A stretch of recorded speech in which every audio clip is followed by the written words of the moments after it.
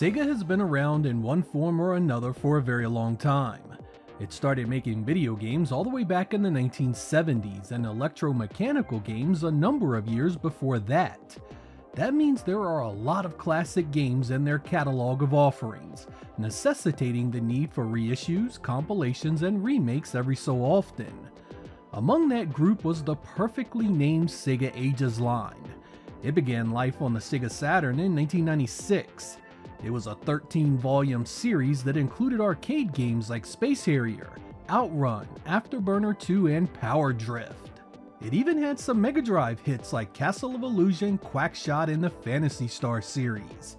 After a few years on hiatus, Sega Ages returned to the PlayStation 2 under the 2500 series, which was the Japanese yen cost of each game.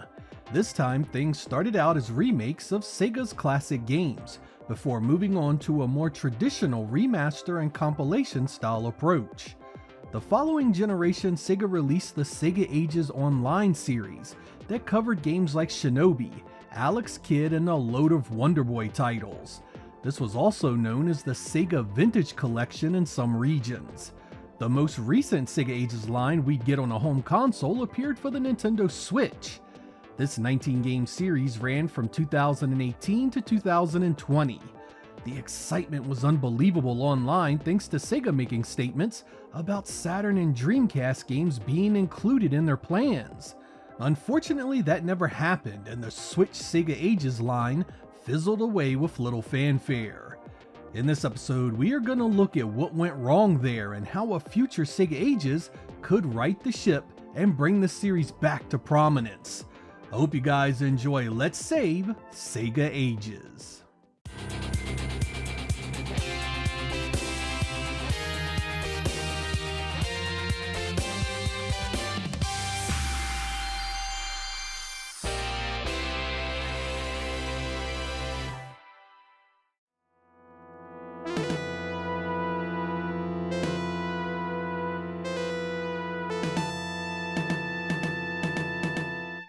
When Sega Ages first appeared on the Saturn, it mostly used games that were popular in the arcade during the 1980s.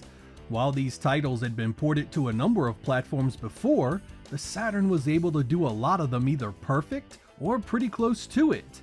It wasn't a bad way to start the Sega Ages line, honestly, especially when the end product gave us the likes of a better than arcade perfect Outrun conversion. The crumbling Saturn retail market saw the series cut short there. But when it picked up again on the PlayStation 2, Sega switched gears entirely.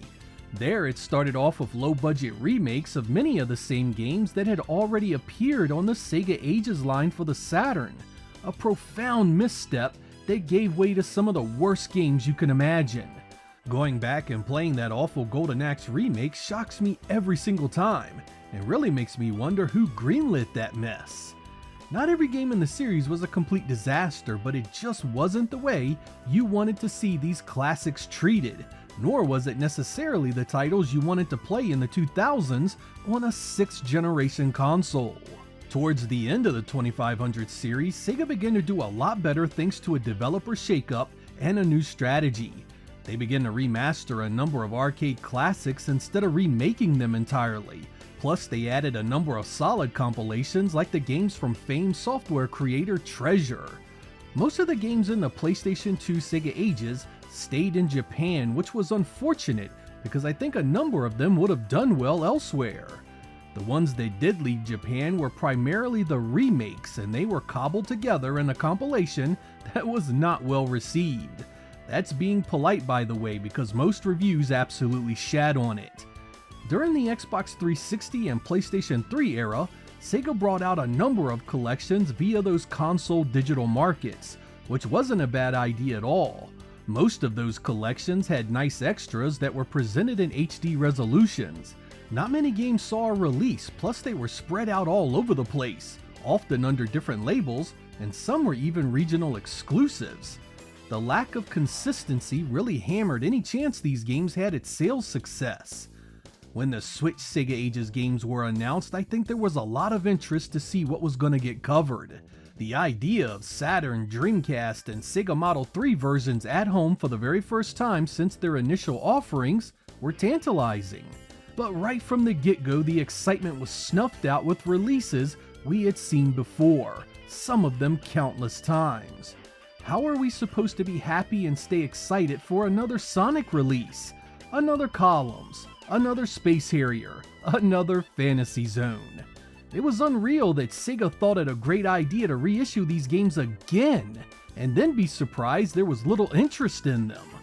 It wasn't that these games were bad, they all are absolute classics, but most of us smitten with the hobby of gaming already had numerous ways to play them. Take something like Phantasy Star. That first released on the Sega Master System in 1987. It was then released on the Mega Drive in 1994, and on the Saturn in 1998, then on the Game Boy Advance in 2002. It got a complete remake for the PlayStation 2 in 2003, and then a reissue for the PlayStation 2 via a compilation in 2008. And that's just some of the ways you had to play that game, because it was also in a number of compilations I didn't cover here. My point is that a big issue with Sega's handling of Sega Ages are the games it chooses to cover, plus the way they are presented. Time and time again, we see the same game showing up, or even worse, showing up with nothing interesting added to give it a new appeal. When we did see something like Virtua Racing make its way onto Sega Ages for the Switch, it was a one-off, a lone example of what could have been had the series had a different trajectory. It was surrounded by software people had seen too many times before and had no interest in playing it again, killing the momentum the series could have had. By this point, many of these games were close to 30 years old, and single reissues with a handful of meager additions weren't gonna cut it.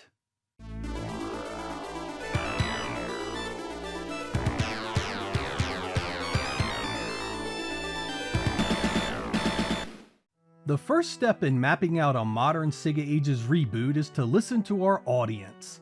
Thanks to the power of the internet, Sega has numerous sources to gather intel on what its customers want. They've done it before, but they need to actually listen this time. Most of the people that love these older Sega titles are good to go with stuff from the 80s and early 90s. They have so many ways to play them across every generation. Plus, every $50 retro handheld on Amazon is loaded with them.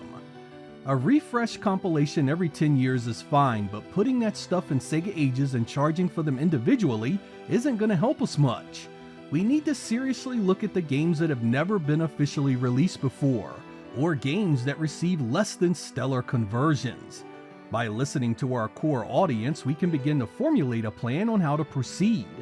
What Saturn games are most wanted? What Dreamcast games? What arcade releases? By knowing what most people need to get excited about, we can begin to look at what needs to be emulated, what needs to be remade, and what needs to be included in a compilation. This will also be an opportunity to chart what extras we want to include in those games.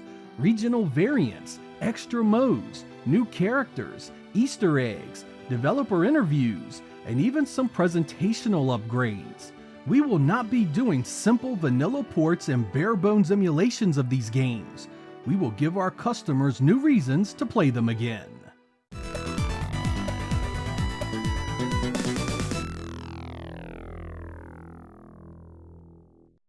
A potential roadblock for some of our old games are the licenses they had from other companies.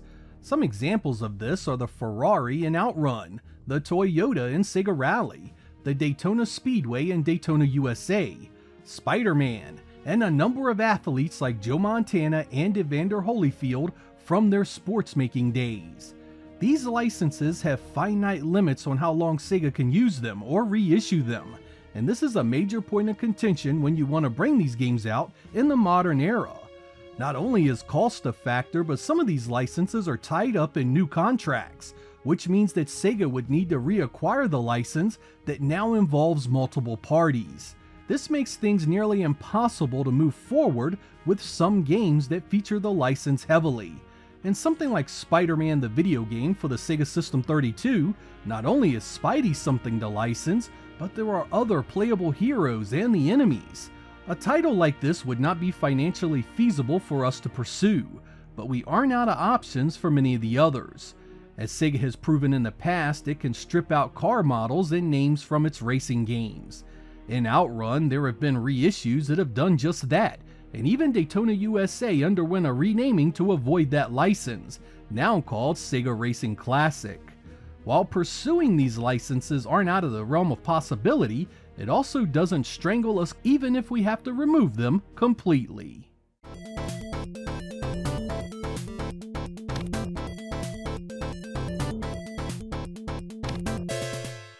Releasing games made 20 and 30 years ago is tricky business. They tend not to have the content of a modern release and thus not viewed in the same light as something made today. This is ultimately why you see a lot of older titles included in compilations for one reasonable price. Sega itself has done this a number of times. For our new Sega Ages, we need to gauge interest, sales potential, and difficulty of programming, and how we want to present these titles. Some games will make sense to bundle together in compilations. Perhaps games with similar themes, from the same arcade board, or maybe from the same series. These games could be older or have simpler gameplay mechanics and concepts. Other games will have much higher potential as individual releases. They will command more time, resources, and additions. Simply taking Panzer Dragoon Saga and releasing it as is behind an emulator front end would be a mistake.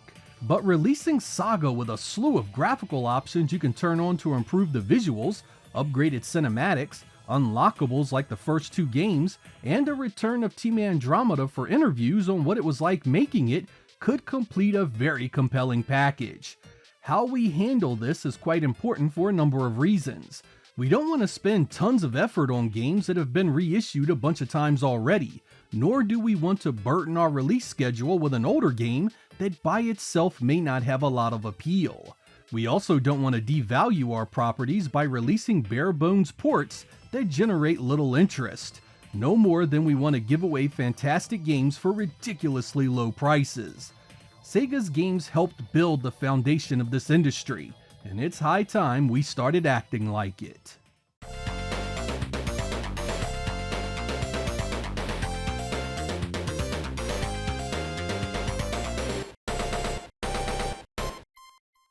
One of the most mystifying aspects of marketing is what ends up popular and selling well versus what crashes and burns.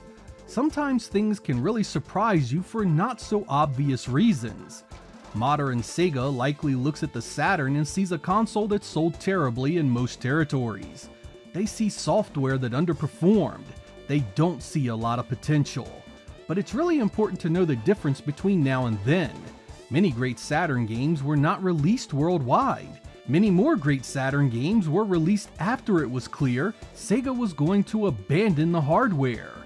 Many great Saturn games were never in position back then to sell well thanks to limited hardware sales. Fast forward to 2025 and the potential for multi-platform releases, and you open these games up to not only an entirely new generation, but also collectively the entirety of the Sega fandom. The Switch Sega Ages line was fundamentally flawed from the get-go because they were not available on the PlayStation, Xbox, or PC. That type of content blocking makes no sense at all in this day and age, and it has to be something avoided in the future. If a video game scores universal acclaim from reviewers and customers alike, but then goes on to sell poorly, there are almost certainly outside forces responsible for it. Sometimes those can't be helped, but I feel in many cases, they can. In 2025, the digital market has become a major way for gamers to buy content. Now more than ever, customers will simply log on to their favorite console store and buy a game without a second thought. But here's the thing, a lot of Sega fans are either older, collectors, or both. While we likely won't move a million units, we need to have an outlet for physical releases. Even if we have a period of digital exclusivity, an eventual physical release is a part of the strategy that needs to happen. This gives us a load of potential beyond the initial release window for sales. We could create new compilations down the road for an attractive price. We could even group together games that share the console or arcade hardware they were originally released on. A Sega Saturn, a Sega Model 3, or a Sega Dreamcast collection, if you will. Spreading out the available options nets us as many potential buyers as possible. One aspect I'd have to stress to our Sega Ages team and management at large is that one-off failures should not sink the entire franchise. Anthology releases like this aren't going to always hit a home run and find an audience. Even with the best laid plans, software can and will underperform sometimes. When a Sega Ages product does inevitably fail to meet our projections, we don't kill everything and call it a day. Instead, we look for reasons why that was the case. We look for what we can do better. We shift strategy or double down on what we already know we're doing right. There is so much variety in Sega's old school library that a failure could be for any number of reasons, and closing down the whole series would be a colossal mistake. There is so much potential there, it would be like canceling every Sonic title because one of them didn't do well. Sega Ages should be an ever-present part of our software lineup that celebrates our history, our innovations, and our fans.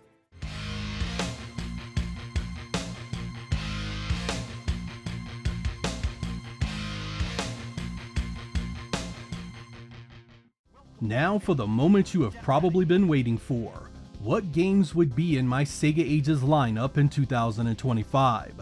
I've devised a plan for the first 5 volumes of our new lineup, and I'm hoping you agree it's a great start. Right now I feel that Sega has covered the Genesis enough.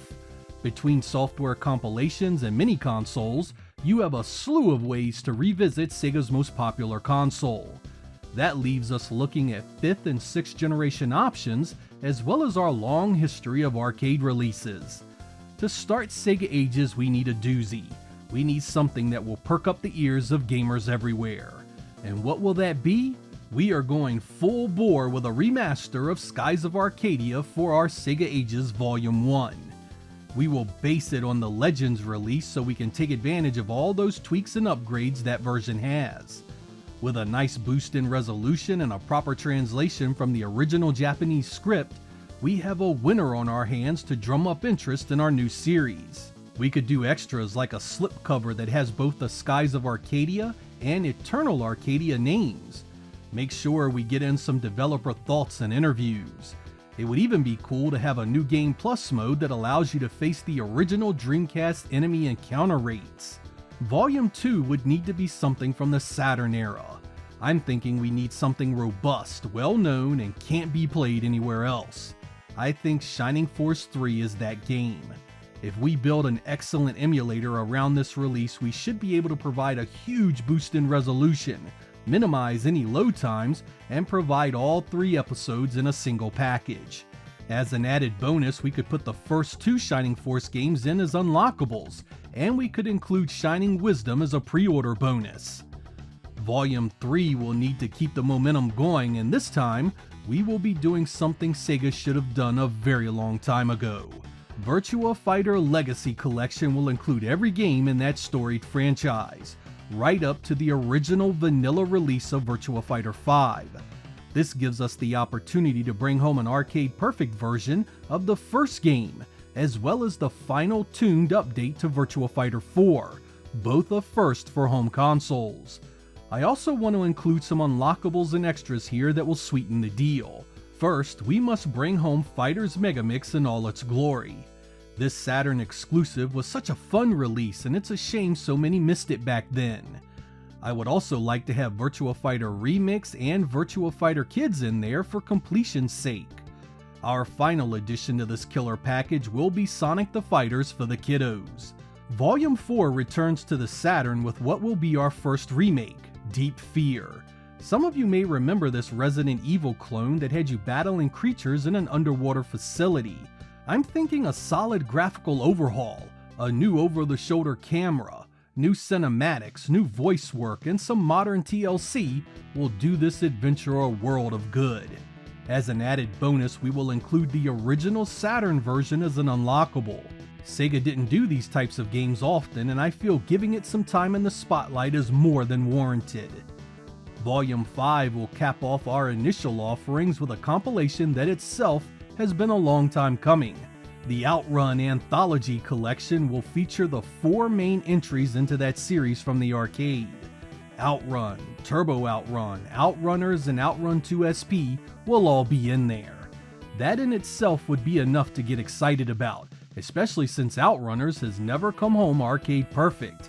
But it's the unlockables that will help define the appeal of this package. In addition to the arcade games, we will also be including the Master System and Genesis ports of Outrun, plus the oddities of the series, Outrun 2019, Battle Outrun, Outrun Europa, and the split-screen only Genesis port of Outrunners. We will include a second disc that contains only music from the entire series. To make this one happen, we will need to license the Ferrari branding again, but I feel since this will be a $60 release, the price would be worth it. Should that license be outside the realm of possibility, I would not be afraid to remove it entirely to make the package work. How far are you going to take me?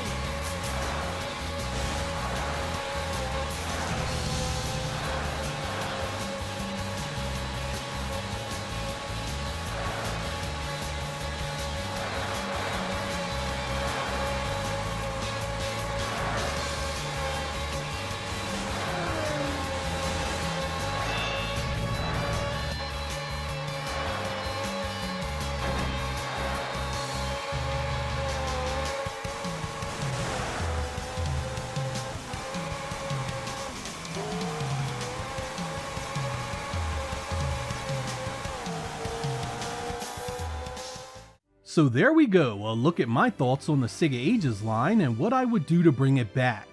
The undertaking of such a project is not lost on me. There are likely a lot of moving parts here that need to be finessed to make things happen. We would need the right team in place, especially since we will need a combination of emulation, remastering, and remakes to cover the massive potential it has. I also mentioned that I would use $60 as our baseline price for every Sega Ages volume. We need to make sure we are offering a package worth that money, and we have both physical and digital options available.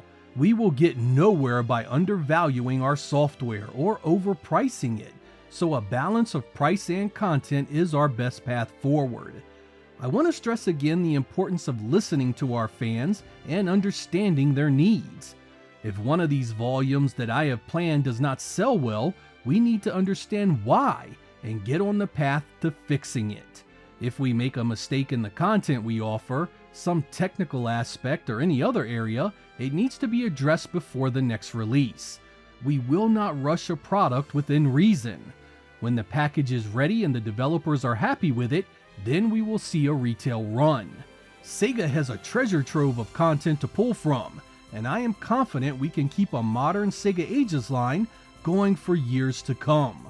We can even make it a yearly event for fans to vote on the next Sega Ages game or series or compilation that gets covered. On that note, what Sega games would you like to see in a new Sega Ages line? Let me know down in the comments what you think. I'm Sega Lord X. Thank you guys for watching, and I will catch you next time.